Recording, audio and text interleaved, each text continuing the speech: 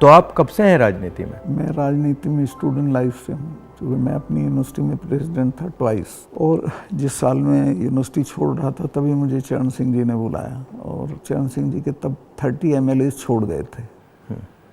किस साल की बात है? ये दैट इज़ 1973।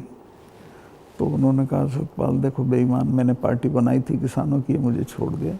मेरा हाथ पकड़ के उन्होंने बड़ा इमोशनल होकर कहा कि तुम इस पार्टी को संभालो, किसानों की पार्टी है, और किसी से बात मत करो। अभी जाके मेरी मीटिंग है शाम को 5 बजे जिम खाना में, उससे पहले अनाउंस कर दो तुम मेरे साथ हो, और किसी से मत मशवरा। जैसे उन्होंने कहा था वैसे ही किया, और नेक्स्ट डे आ गया कि मैं उनके साथ हूँ। उन्होंने सारी पार्टी मुझे सौंप दी, जनरल सेक्रेटरी बना दिया। उसके बाद उन्होंने MLA लड़ाया, तो मैं 26 साल की उम्र में 74 में MLA हो गया। फिर राज्यसभा का मेंबर हुआ, 2 बार लोकसभा का हुआ, मिनिस्टर हुआ, और अब गवर्नर हुआ।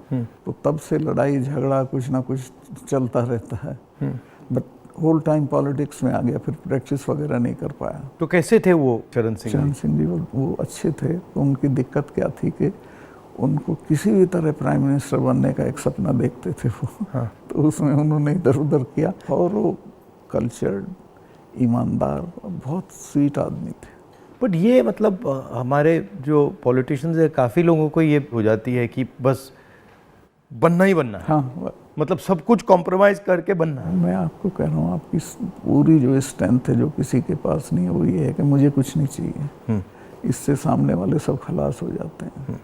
बट ये होता क्यों है कि मतलब इतनी मतलब इम्पेशंस हो जाती है कि बस हर हालत में ही, मतलब काफ़ी पॉलिटिशियंस ऐसे होते हैं। आज़ादी के फ़ौरन बाद तो राजनीति एक तरह से कर्तव्य था, और लोग करते थे उसको उस तरह। फिर ये प्रोफेशन हो गया, और अब ये बिजनेस हो गया है। आप जम्मू कश्मीर में जब थे, जी, मतलब बड़ा कॉम्प्लिकेटेड टाइम था, बहुत कॉम्प्लिकेटेड। उसके बारे में आपकी क्या राय है? क्या मेरी ये राय है कि जम्मू कश्मीर को आप ज़बरदस्ती या फौज से ठीक नहीं रख सकते हैं। वहाँ के लोगों को जीत के आप कुछ भी कर सकते हैं, और वहाँ के लोग एमिएबल हैं। ऐसा नहीं कि इम्पॉसिबल है, मैंने तो देखा, मैंने उनको अपने साथ किया। आपने अंदर से डिटेल से देखा, सोल्यूशन वहाँ किस बेसिस पे आएगा? इमीडिएटली तो उनकी स्टेटहुड वापस करना चाहिए। उनको इतना 370 नहीं चुभा जितनी स्टेटहुड लेकर यूनियन टेरिटरी बनाना चुभा। और यूनियन टेरिटरी इन्होंने किस लिए बनाया, जो मुझे लगता है, मुझे नहीं बताई वो बात, इनको ये अंदाज़ा था कि पुलिस रिवोल्ट कर जाएगी, जबकि ऐसा नहीं था। पुलिस इतनी फेथफुली रही भारत सरकार के साथ कि ईद का महीना था, एक एक सिपाही ने छुट्टी भी नहीं मांगी, वहीं लाइन में रहे। तो एक तो स्टेटहुड, और उनका प्रॉमिस भी है अमित शाह का हाउस में, उसको इमीडिएटली वापस करना चाहिए, और फिर इलेक्शन करा देने चाहिए। बट जब मैं जम्मू गया, ये जम्मू के लोगों को भी ये लगता है कि हमारा मतलब स्टेटहुड ले लिया। हाँ, उससे तो वो भी खुश नहीं है। सबसे ज़्यादा वही चीज़ चुभी है। तो ये मतलब कर क्यों नहीं रहे इसको? पता नहीं, मेरी बात हुई, मैंने कहा वापस कराइए, तो बोला कह दिया होगा, क्या जरूरी है वापस कराना, चल तो रहा है सब ठीक। कहाँ ठीक चला, सारी इंसर्जेंसी वापस आ गई है, टेररिस्ट एक्टिव हो गए। अब तो काफ़ी घटनाएं हो रही हैं। अब तो जगह जगह हो रही हैं। राजौरी में रोज़ होता है, ऊपर कश्मीर वैली में रोज़ कुछ ना कुछ होता है। आपकी क्या राय है उसके बारे में, पुलवामा के बारे में? पुलवामा के बारे में मैं ये तो नहीं कहता इन्होंने कराया, बट पुलवामा में इन्होंने उसको इग्नोर किया और पॉलिटिकल इस्तेमाल किया अपने लिए, क्योंकि उसमें इनकी स्पीचेस हैं जिसमें ये कहता है कि जब वोट देने जाओ तो पुलवामा की शहादत को याद रखना। जैसे ही मैंने पुलवामा के बारे में सुना, मुझे पता लगा कि हमारे जो शहीद हैं एयरपोर्ट आ रहे हैं जी, तो मैं सीधा एयरपोर्ट गया। हमारी सिक्योरिटी वालों ने मुझे कहा कि नहीं नहीं नहीं आप मत जाइए, मगर मैंने कहा मैं जा रहा हूँ। तो मैं एयरपोर्ट में चला गया, और एयरपोर्ट में उस टाइम मुझे कमरे में बंद कर दिया, और मुझे कहा कि देखिए आप कमरे से नहीं निकल सकते। मैंने कहा मतलब? तो उधर वो सब शहीद आए थे, वहाँ पे आर्मी के लोग थे, प्रधानमंत्री आ रहे थे, और मुझे मतलब लिटरली चाबी से बंद किया कि आप बाहर नहीं जा सकते। मैंने सिक्योरिटी वालों से बोला ये मतलब ऐसे कैसे कर सकते हैं, और फिर लड़के मैं वहाँ से निकला। तो मुझे लग रहा था कि एक पूरा वहाँ पे शो सा क्रिएट हो रहा था। हाँ, वो था ही। वो प्रधानमंत्री को श्रीनगर जाना चाहिए था, राजनाथ सिंह आए थे, मैं था, हम लोगों ने श्रद्धांजलि दी थी। प्रधानमंत्री को उसी दिन जाना चाहिए था। नहीं, मगर मुझे उसमें क्या शौक लगा कि ऐसे लग रहा था कि एक कोई बड़ा इवेंट सा हो रहा है। ना, इसके और वहाँ पे प्रधानमंत्री आए हैं और ये पूरा मतलब जैसे देश को दिखा रहे हैं कि भैया देखो, काफ़ी डिस्टेस्टफुल सा था। जिस दिन ये हुआ तो ये नेशनल कॉर्बेट पार्क में शूटिंग करा रहा था अपनी, तो ये अवेलेबल, मैंने 3-4 बार कोशिश की, मिला ही नहीं मुझको। 5 या 6 बजे इसका फ़ोन आया, हाँ सतपाल भाई क्या हुआ? मैं कहा हमारे इतने लोग मर गए हैं और हमारी गलती से मरे। तो बोला नहीं नहीं चुप रहना, अभी कुछ नहीं बोलना इस पर। फिर 1 घंटे बाद ये डोभाल जो मेरा क्लास फेलो रहा लॉ में मेरठ में, तो इसका फ़ोन आया, सतपाल भाई आप बोल दी। मैं 2 चैनल को बोल चुका था ये बात, तो इन्होंने कहा नहीं नहीं कुछ नहीं बोलना है इस पर। मैं कहा ठीक है, मैं समझा कुछ जांच वाँच कराएंगे, उस पर असर पड़ेगा। कुछ भी नहीं। तीसरे दिन इनका आ गया कि ये पुलवामा की शहादत को याद रखो और अब हम बालाकोट करेंगे, ये करेंगे, वो करेंगे। और अभी तक उसमें कुछ नहीं हुआ? कुछ नहीं, करना भी नहीं है इसको। पुलवामा के शहीद जिस तरह हुए थे इसलिए हुए कि उन्होंने 5 एयरक्राफ्ट मांगे थे। अगर वो मेरे से मांग लेते तो मैं इमीडिएटली कर देता। मैं तो वहाँ स्टूडेंट्स जब जम्मू में फंस जाते थे बर्फ में, उनको एयरक्राफ्ट से, क्योंकि दिल्ली में एयरक्राफ्ट इमीडिएटली मिलता है किराए पे। 4 महीने तक एप्लीकेशन उनकी पड़ी रही होम मिनिस्ट्री में, और 4 महीने बाद वो खारिज कर दी कि नहीं देंगे। तब वो सड़क से चले। इतना बड़ा, मतलब 4 महीने के लिए वो चले ही नहीं? चले ही नहीं, इसलिए कि वो सड़क से चलना बिल्कुल इनसिक्योर होता है, वो उनके उसमें नहीं है सिस्टम में। 5 जहाज मांगे थे उन्होंने, वो नहीं दिए। 4 महीने तक लटकाए रखे। और तो 4 महीने के लिए क्या होल्ड पे थे? क्या होल्ड पे थे? सब मेरे सामने नहीं आई। अगर मेरे सामने आई होती तो मैं उसमें कुछ करता। That was between CRP and home ministry. लेकिन ये थी कि अटैक हो सकता है। इसके अलावा वो जो गाड़ी टकराई थी वो 10 दिन से घूम रही थी वहाँ, पूरा आप समझिए कि भरी हुई विस्फोटक से। वो कैसे, मतलब इतना एक्सप्लोसिवली कैसे, मतलब ऐसे घूम रही थी? सिस्टम नहीं था ठीक से। और जब मैं गया हूँ फिर पुलवामा होने के बाद, तो जो 10 किलोमीटर का स्ट्रेच है उसमें लगभग 8-10 लिंक रोड मिलती हैं। एक भी सैनिटाइज नहीं थी उस दिन। बल्कि हम तो जब अपनी पुलिस को भेजते थे कश्मीर की, तो पूरी रोड पे सिविल ट्रैफिक बिल्कुल रोक देते थे, सैनिटाइज कर देते थे, तब भेजते थे। ना हाईवे सैनिटाइज था, ना वो लिंक रोड। और लिंक रोड जहाँ हाईवे में मिलती है वहाँ रिवाज ये है कि वहाँ एक जिप्सी खड़ी होनी चाहिए जो उसे रोक दे कि नहीं भाई ये काफिला चला जाए सीआरपी का, तब जाना। ब्लॉक कर कुछ नहीं था, there was nothing like that. तो जब आप वहाँ गए, जैसे पॉलिटिक्स में हम ऐसी घटनाओं में जाते हैं, तो जब हम कहीं पहले पहुँचते हैं कोई माइंड में कोई फीलिंग आती है, तो इसमें आपकी क्या फीलिंग आई थी जब आप पहली बार वहाँ गए? आप मेरा यकीन करेंगे, आई वॉज इन टीयर्स। और मैंने इसको फ़ोन किया, मुझे नहीं मिला। जब 5 बजे मेरी बात हुई तो मैंने कहा हमारी गलती से हुआ ये। तो बोला नहीं नहीं इस पर आपको चुप रहना है। मैं चाहता था कि कुछ सर इसमें कटने चाहिए जिनकी जिम्मेवारी थी। कुछ भी नहीं, किसी का नहीं, कुछ नहीं हुआ। उसको इलेक्शन के लिए यूज़ करना चाहते थे कि ये पाकिस्तान ने किया, हमारे जवान मारे और अब हम हराएंगे। भारत जोड़ो यात्रा में हम वहीं से निकले, एक्चुअली साइट से निकले, पुलवामा से। तो मुझे ये लग रहा था कि जो आपने बोला कि ऐसी जगह पे, स्ट्रेटेजिक जगह पे इतना एक्सप्लोसिव कहाँ से आ गया, कैसे आया, वो मेरे दिमाग में क्वेश्चन था। सारा पाकिस्तान से आया था, बट इतना 600-300 किलो। हाँ, ये बॉर्डर तो हमारा पोरस है, और ये इतना एक्सप्लोसिव इंडिजिनसली प्रोक्योर करते तो वो बात फैल जाती। ये 10-12 क्विंटल तो आया हुआ था, उसमें से ये गाड़ी पूरी भरी थी एक्सप्लोसिव से। और बताया मुझे जब मैं गया कि साहब ये तो 10-12 दिन से घूम रही थी गाड़ी। जो गाड़ी चला रहा था उसका भी, मालिक का, दोनों का टेररिस्ट रिकॉर्ड था। दोनों कई बार गिरफ्तार हो लिए थे, फिर छूट गए थे, फिर गिरफ्तार हुए थे, फिर छूट गए थे। अच्छा, तो उन पर कोई निगाह नहीं थी इंटेलिजेंस एजेंसीज की। यहाँ मीडिया में, मतलब मैं देख रहा था, यहाँ पे इतना बड़ा कास्ट सेंसस का मुद्दा है, बट अब आजकल बस इजराइल कास्ट सेंसस को नहीं दिखा। मतलब जो, चाहे वो अदानी हो, चाहे वो कास्ट सेंसस हो, जो ज़रूरी बातें हैं उसका कुछ नहीं होगा, मगर इजराइल हो, बॉलीवुड हो, क्रिकेट हो, उस पर चलते जाएंगे। अदानी तो आपने इसके चिपका दिया, वो तो छूटेगा नहीं। गांव-गांव चला गया अदानी का। और लोग ये कहते हैं अदानी के यहाँ इसी का रुपया है। हाँ, वो 20,000 का आपने उठाया था, 20,000 का। इतना बड़ा इन्वेस्टमेंट कहाँ से आएगा? कल ही एक स्टोरी आई है कि ये कोयले के प्राइस इन्फ्लेट कर रहा है।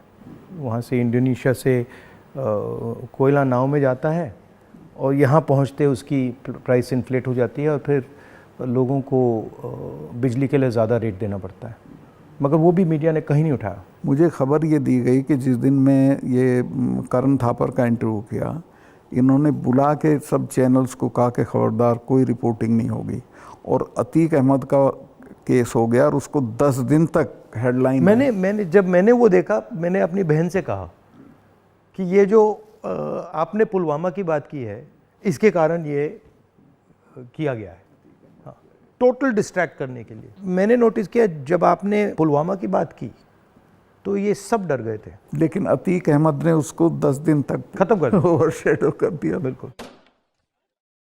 भारत जोड़ो यात्रा में मुझे एक बात समझ आई कि कितना भी मीडिया पे कंट्रोल हो, अगर आदमी डायरेक्ट जनता के पास जाता है, हाँ, तो फिर कोई नहीं, तो नहीं चलता। जनता ओनली आंसर है, जनता के पास जाना। और अगर आप जनता के पास जाते हैं तो बहुत जल्दी जनता को बात समझ आ जाती है, वो टाइम नहीं लगता। नहीं, जनता तो अवेयर है देश में, ऐसा नहीं उन्हें मालूम नहीं है, बट उन पे कोई प्लेटफॉर्म नहीं है, कहाँ कहें, किसको कहें। उनके रिप्रेजेंटेटिव भी ऐसे ही गए गुजरे हैं सब। पहले मैंने पार्लियामेंट में स्पीच दी कास्ट सेंसस के बारे में। जब मैं इसकी रिसर्च कर रहा था, मैंने देखा कि हमारे सब इंस्टीट्यूशंस में, चाहे वो मीडिया हो, ब्यूरोक्रेसी हो, जो ओबीसी वर्ग है, जो दलित वर्ग है, जो ट्राइबल वर्ग है, उनका कोई रिप्रेजेंटेशन नहीं है। मतलब आप बिलीव नहीं कर सकते, मीडिया में चाहे आप सबसे बड़े मीडिया हाउसेस देख लीजिए या सारे जो एंकर्स हैं, सारे रिपोर्टर्स देख लीजिए, इसमें एक ओबीसी नहीं है, एक दलित नहीं है, एक ट्राइबल नहीं है। इसके बारे में आपकी क्या राय है? नहीं, मैं तो चूँकि लोहियाइट रहा हूँ, तो लोहिया ने एक बार कहा था कि मुझे कमेटी बनानी थी गोवा की आज़ादी की, तो मैं जब भी कमेटी बनाऊँ उसमें 48% अपर कास्ट आ जाते थे, नाम मांगूँ तो भी वही आते थे। तो ये सिस्टम बन गया है यहाँ का। इसको चेंज करने का आपकी राय क्या है? एक तो इसको कंपलसरी करना पड़ेगा, भाई इतने % हो, जैसे नौकरियों में हो गया उस तरह से, और दूसरे उन वर्गों में थोड़ा चेतना बढ़ानी पड़ेगी, भाई तुम इन पेशों में आओ। बट इसमें इंटरेस्टिंग बात यह है कि जो स्थिति है एक्चुअली इंस्टीट्यूशनल स्ट्रक्चर में हिंदुस्तान में, उसके डिटेल्स ओबीसी वर्ग को भी नहीं मालूम, दलित वर्ग को भी नहीं मालूम। आपने थोड़ा, मतलब मैंने तो थोड़ा सा छुआ है, बट एक्चुअली किसी को नहीं मालूम, पता ही नहीं है। सही कह रहे हैं। क्यों? क्योंकि पूरा जो इन्फॉर्मेशन का सिस्टम है उसमें कोई ओबीसी नहीं है, कोई दलित नहीं है, कोई ट्राइबल, वो भी उन्हीं के हाथ में है। तो एक प्रकार से लाउड स्पीकर ऑन कर देते हैं और इतना लाउड करते हैं कि कोई कुछ बोल नहीं सकता है। जैसे आपने पुलवामा की बात की, कास्ट सेंसस की बात की, अदानी की बात की, बस loudspeaker, Modi ji loudspeaker on कर देते हैं और जितना चिल्लाना चाहो चिल्लाओ, कुछ नहीं होता। कुछ दिन पहले मैं दिल्ली में 3-4 घंटे बढ़इयों के साथ काम किया, तो वो मुझे बता रहे थे कि हम सोफ़ा बनाते हैं, चेयर बनाते हैं, टेबल बनाते हैं, मगर जिस शोरूम में वो बिकता है उसमें हम जा नहीं सकते। मतलब काम हमारा, मेहनत हमारी, मगर फल हमारा नहीं। और कितना गुना एनहांस करके पैसा लेते हैं उसका। इनको तो कुछ मिलता नहीं गरीबों को। ये बहुत ही एक्सप्लॉयटेटिव सिस्टम है। तो अगर आप जीएसटी देखें, जीएसटी भी इनडायरेक्ट टैक्स है, उसमें छोटे व्यापारी, किसान, मजदूर वो टैक्स भरते हैं। डिमोनेटाइजेशन भी उनके खिलाफ हथियार था। किसान आंदोलन में तो आपने काफ़ी कमेंट किया है, वो भी मतलब उनके घर में से पैसे निकालने का तरीका था। नहीं, वो तो इनका मैं बताता हूँ, अगर आप नहीं हटाओगे इस बार तो खेती को तो ये पूरी तरह खत्म, मतलब किसान छोड़ के भाग जाएगा और ये कॉरपोरेट को दे देंगे। इनका ये इरादा है। मैं तो खेती करता था। मेरे गांव में पूरी यूपी की सबसे बड़ी काश्त थी। एक हमारे चाचा थे, उनके पास 2500 बीघा ज़मीन थी। और आज मैं जाता हूँ तो सब के लड़के शहर में आ गए हैं, क्योंकि एजुकेशन नहीं है, हेल्थ सर्विसेज नहीं है और सिक्योरिटी नहीं है, तो वो बटाईदार को देके वो धीरे धीरे ख़त्म हो जाएगी खेती। खेती को ख़त्म करेंगे, फौज ख़त्म करी दी से ये ला के अग्निवीर में कौन इतने से अरसे के लिए अपनी जान देगा। तो ये शने शने सब लोगों को, ये हर इंस्टीट्यूशन को पकड़ के ख़त्म कर देते हैं। इनके मतलब इमीडिएटली ये, चाहे वो सेना हो, सरकार हो, ब्यूरोक्रेसी हो, इलेक्शन कमीशन, जैसे इनके हाथ पड़ता है वो अपने लोगों को बैठा के कुछ ना कुछ उल्टा। मैं आप एक स्टडी करा लीजिए, सेंट्रल यूनिवर्सिटी के जो वाइस चांसलर्स हैं पिछले 1 साल में लगे हैं, वो 100% वो हैं जिनके संघ से कनेक्शन थे। उसके बिना आप कोई नौकरी नहीं पा सकते हैं आज, और सेंट्रल यूनिवर्सिटी की तो बिल्कुल नहीं पा सकते हैं। जो इंटर कॉलेज के प्रिंसिपल होने लायक भी नहीं थे वो वीसी लगे हुए हैं सब जगह। मतलब इनका शिक्षा का सिस्टम नहीं रहा, कंट्रोल का, माइंड कंट्रोल का सिस्टम बनाने की कोशिश। आपके मुताबिक इम्प्रूवमेंट लाने का क्या तरीका है? देखिए, सबसे बेसिक सवाल है कि किसान को उसकी फसल का दाम सही नहीं मिलता है और उसके चलते वो हर साल गरीब होता जाता है। जो एक फसल का दाम पिछले साल था, खाद का और बाकी चीज़ों का जो दाम था, उसकी तुलना में इस साल में और फ़र्क हो जाता है। तो उसकी परचेजिंग पावर हर साल कम होती चली जाती है और उसे पता नहीं चलता। ही डजंट नो कि मैं गरीब हो रहा हूँ, लेकिन वो गरीब हो जाता है क्योंकि उसके जितना एक मन गेहूं में पिछले साल खाद खरीद सकता था, इस साल नहीं खरीद सकता, इस साल ज़्यादा गेहूं देना पड़ेगा। तो वो जो उसकी परचेजिंग पावर कम होती है उसको एहसास ही नहीं है, पता भी नहीं चलता है। तो वो तो मैंने देखा, जब पब्लिक मीटिंग्स में बताते तो कहते हैं हमें तो पता ही नहीं था ये। मैं कहा भाई तुम्हें पता ही नहीं, तुम गरीब हो रहे हो। तो उन्हें सुन के बुरा लगता है। फिर मैं समझाता हूँ, बताओ पिछले साल इतने गन्ने में कितना सामान खरीदते थे, इस साल कितना खरीदते हो। तो सबसे पहले है कि जो पैरिटी ये है एमएसपी इसको लागू करना चाहिए। एमएसपी में ये नहीं कि सरकार सारी फसलों का एमएसपी दे, लेकिन एमएसपी करने से बाज़ार गिरेगा नहीं। और एमएसपी है इसलिए कि बाज़ार एक ख़ास जो आपने दाम तय किया उससे नीचे गिरेगा तो सरकार इंटरवीन करेगी। और ये पंडित जी के ज़माने से जो नागपुर सम्मेलन में जवाहरलाल जी ने कराया था ये कि हम इंटरवीन करेंगे और ख़रीद लेंगे। तो एमएसपी का लागू होना बहुत ज़रूरी है। और एमएसपी पे इन्होंने किसानों से धोखा किया। जब किसान कानून वापस लिए तो कहा था हम एमएसपी करेंगे, और आज तक नहीं किया। वो क्यों नहीं किया? क्योंकि अडानी ने बड़े बड़े गोदाम बना दिए, फसलें एक दाम पे खरीद ली, अगले साल उनके दाम बढ़ जाएंगे, वो बेचेगा। एमएसपी होगा तो किसान इनको सस्ते दाम पे नहीं देगा। तो एमएसपी का होना सबसे ज़्यादा ज़रूरी है। फिर जो उसके लिए आप खाद, बिजली, पानी जो भी सरकार देती है उसके दामों पे कंट्रोल करना पड़ेगा, वो बेतहाशा ना हो, ताकि वो जो मैंने बताया जो फ़र्क रहता है खरीद बेच का वो ना हो। जो आप कह रहे थे, ये जो अदानी जी हैं, इन्होंने पूरा जो स्टोरेज का इंफ्रास्ट्रक्चर है अपने हाथों में ले लिया है। इसका इफ़ेक्ट मैंने जम्मू कश्मीर में देखा, इसका इफ़ेक्ट हिमाचल में दिखता है, अलग अलग स्टेट्स में, हरियाणा, पंजाब में। हरियाणा में तो पानीपत में बड़े बड़े गोदाम बना दिए। तो पूरा मतलब इस जो स्टोरेज का इंफ्रास्ट्रक्चर ये कैप्चर कर लिया है। तो फिर जब भी ये प्राइसेस को मतलब ऊपर नीचे फाइन ट्यून करना चाहते हैं, कर देते हैं, तो ये किसानों को मतलब नुकसान, डायरेक्ट नुकसान पहुंचाते हैं। जब तक इनके खिलाफ हल्ला बोल नहीं होगा तब तक सुधरेंगे नहीं, या फिर सरकार बदल जाए। अभी तो इन्हें टोटल प्रोटेक्शन है। मगर मैंने देखा है कि जनरली सरकारों के पास जो किसान का जो स्टोरेज की कैपेबिलिटी होती है उसके बारे में सरकारें ज़्यादा नहीं सोचती हैं। वो ज़्यादा नहीं, बिल्कुल नहीं सोचती। आप नॉर्थ ईस्ट में भी थे? हाँ, मेघालय में। वो मुझे पनिशमेंट पोस्टिंग दी गई थी गोवा के बाद, क्योंकि गोवा में मैंने करप्शन के बारे में बहुत बोला था। लेकिन वो अच्छी गोवा से हटा दिया गया। हाँ, गोवा से हटा के नॉर्थ ईस्ट भेज दिया गया था। तो कश्मीर से हटाया, फिर गोवा से हटाया, फिर मतलब सब जगह 5 तबादले किए इन्होंने मेरे, जैसे सरकारी कर्मचारी के करते हैं। तो नॉर्थ ईस्ट बेटर था, वहाँ 12 ज़िले थे, गोवा में 2 ज़िले थे। और मेघालय बहुत अच्छी जगह है, कोई झगड़े टंटे की नहीं है, रिलैक्स लोग हैं। जी हाँ, रिलैक्स अच्छे लोग हैं। संगमा साहब का लड़का चीफ मिनिस्टर था, तो उससे बहुत बढ़िया रिलेशनशिप रही, कोई दिक्कत नहीं हुई मुझे। तो मणिपुर के बारे में क्या राय है आपकी? वहाँ मतलब पूरा फेल्योर है सरकार की। चीफ मिनिस्टर जा नहीं सकता, कुछ कर नहीं सकता, लेकिन उसको अभी तक हटा नहीं रहे हैं। ये जम्मू एंड कश्मीर का भी ऐसे ही प्रयोग करते हैं, पंजाब का भी ऐसे ही प्रयोग करते हैं, मणिपुर का भी ऐसे ही प्रयोग करते हैं। मैं गया मणिपुर में, वहाँ जो आप कह रहे हैं बिल्कुल सही है, वहाँ कोई कंट्रोल नहीं था। पूरी क्राउड निकल आई थी। आप ये कोई कंट्रोल ही नहीं था, मतलब बिल्कुल एक स्टेट बचा ही नहीं है, 2 स्टेट बन गए हैं, एक इस तरफ और दूसरा दूसरी तरफ। नॉर्थ ईस्ट सेटल्ड था, इन्होंने डिस्टर्ब कर दिया। सब जगह ये कुछ ना कुछ मतलब अपना करते रहते हैं। और 6 महीने की बात है, मैं लिख के दे रहा हूँ, बिल्कुल नहीं आएंगे पावर में। नहीं, एक्चुअली अगर ज़मीन पे जाएं तो बहुत नफ़रत है लोगों को, बहुत शदीद, पूछिए मत आप।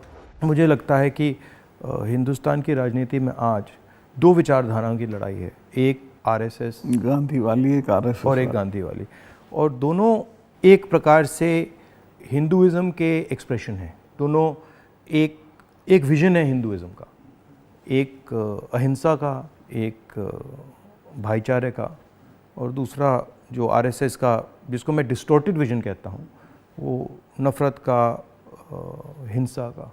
तो इस फाइट के बारे में आप क्या सोचते हैं? मेरा यही सोचना है कि हिंदुस्तान कंट्री के तौर पे तभी सरवाइव करेगा जब वो लिबरल हिंदुइज्म के रास्ते पे चलेगा, जो गांधी का विजन है। गांधी ने ऐसे ही नहीं कहा था, गांधी ने इस देश को जितना समझा था किसी ने नहीं समझा था। वो गांव-गांव गए थे, जगह जगह गए थे, और वो इस नतीजे पे पहुँचे थे कि नहीं, बाकी बातें बेकार हैं, ये ठीक है रास्ता। तो हिंदू का जो लिबरल हिंदू थॉट है वही रहेगा तो देश सरवाइव करेगा, वो टुकड़े टुकड़े हो जाएगा अदरवाइज। और ये कोई राजनीतिक बात नहीं है, मुल्क के अस्तित्व के लिए ज़रूरी है कि हम मिलजुल के रहें, एक दूसरे के साथ रहें, झगड़ा ना करें।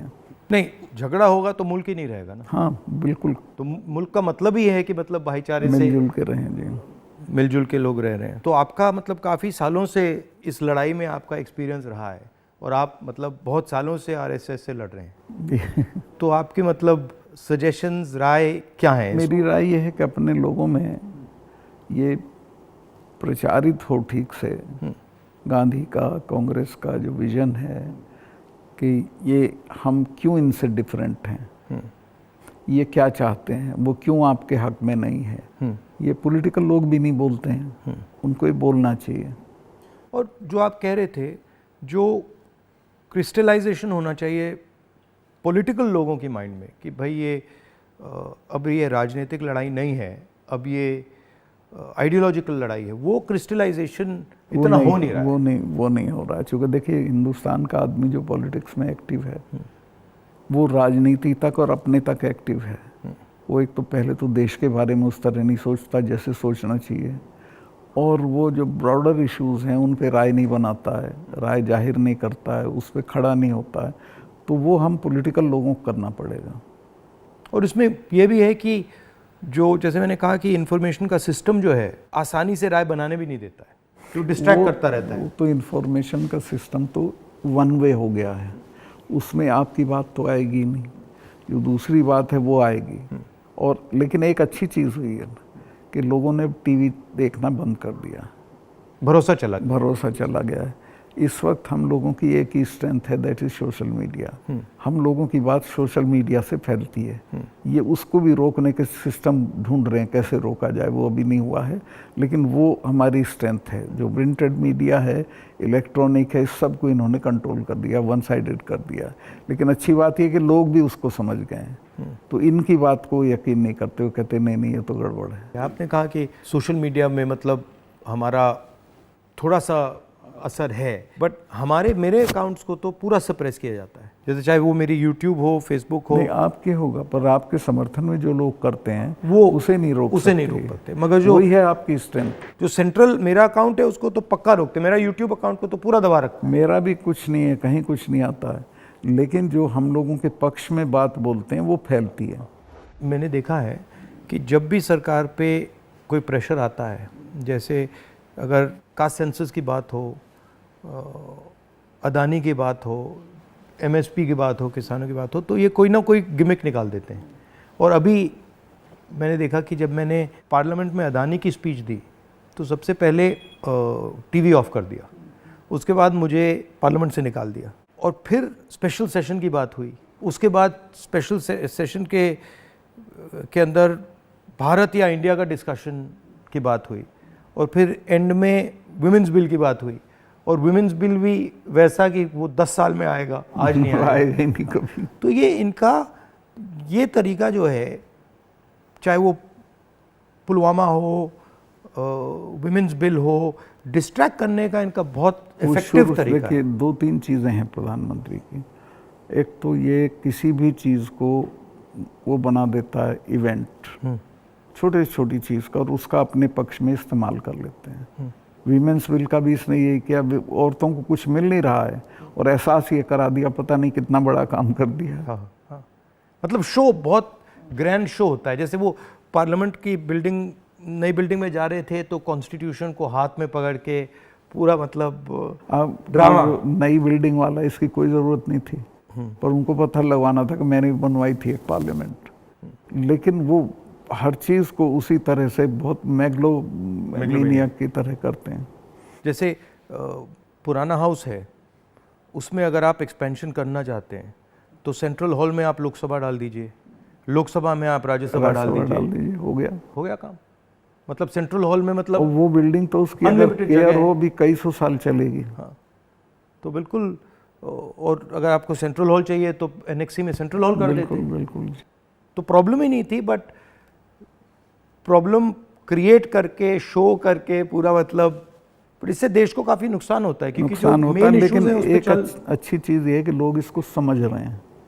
लोग ना समझें तो दिक्कत है, लोग हर चीज़ समझ रहे हैं। मैं तो बिल्कुल नीचे तक जाता हूँ, वो सब बोल रहे हैं इस चीज़ को कि साहब इसको करना वरना कुछ नहीं है, ये ऐसे ही करता रहता है। और एक्चुअली जब मैं इनके भाषण सुनता हूँ और इनकी जो पॉलिसीज़ देखता हूँ तो एक्चुअली डेप्थ नहीं है, डिटेल में नहीं जाते। ज़रूरत नहीं है उसको सिर्फ रूल करना है, कोई इम्प्रूवमेंट नहीं करना, कोई चेंज नहीं करनी है, सिर्फ राज करना, जिसे बोलते हैं ना बहुत क्रूड लैंग्वेज में, सारा राज है, राज करना है, दैट्स ऑल। और वो उस तरह से जो जवाबदेही जनता के लिए होती है वो महसूस भी नहीं करते हैं। आपने काफ़ी बहादुरी के साथ जो पुलवामा के बारे में बोला, आपने जो अदानी के बारे में बोला, किसानों के बारे में बोला, तो फिर आपको धमकाया गया, सीबीआई इंक्वायरी कराएगी, सब शुरू हो गया, पूरा इनका सिस्टम चालू हो गया। आप हैरत करेंगे, ये कानून है कि जो शिकायत करता है उसको सज़ा नहीं दी जाती है। मैंने शिकायत की जिनकी की, उनका आज तक इंटरोगेशन नहीं हुआ। मेरे यहाँ 3-3 बार आ गए, मेरे स्टाफ के लोगों के फ़ोन ले गए सीबीआई वाले। मैंने कहा भाई तुम कुछ कर लो, मेरा कुछ नहीं बिगाड़ सकते, मैं तो फ़कीर हूँ, मेरे बिना कुछ है। तो तंग आ गए वो, लेकिन करना पड़ा। फिर यही कहते थे लास्ट में, साहब नौकरी कर रहे हैं। वो मुझे भी यही कहते थे कि भाई अब छोड़िए, मतलब हमें दबाया जा रहा है, हमें करना पड़ रहा है, इसमें कुछ है नहीं। उनकी भी मजबूरी है, क्या करें। हम बात कर रहे हैं तो इसके बाद में आप पर भी थोड़ा आक्रमण करेंगे। जब भी हम किसी से बात करते हैं एकदम आक्रमण शुरू हो जाता है उन पे। हाँ नहीं करेंगे, मेरे पे तो करते रहते हैं, ज़्यादा दिक्कत नहीं, आपको कोई फर्क नहीं पड़ता। थैंक यू, बहुत अच्छा लगा, हमें बहुत अच्छा लगा, थैंक यू।